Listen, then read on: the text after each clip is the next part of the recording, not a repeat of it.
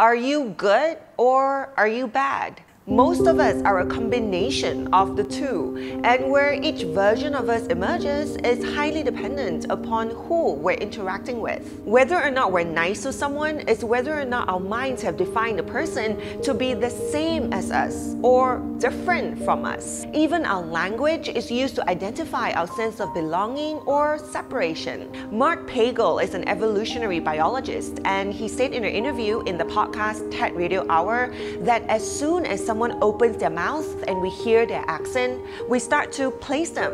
And what we're subconsciously doing is saying, are they one of us? He said that because of our tribal background, human beings until today can be remarkably and uniquely cooperative among our own tribal groups, like holding doors open for people, giving up seats on trains, give to charities, and so on. But this cooperation throughout history has been largely confined to members of our tribe. Professor Pagel said as soon as we move outside the tribe, it's as if a lot of our ethical and moral stances evaporate, and we can treat people outside of our tribe as kind of subhuman. It's true that it's easier to treat other people in a way that we would not treat our friends and family, because in our head, it's okay because they are different, because they are not one of us. It's easier to behave like the worst version of ourselves, to treat someone like subhuman when we see them as different. But when we focus on how similar people are instead of how different, it becomes uncomfortable to treat people badly. We can be extremely mad at someone,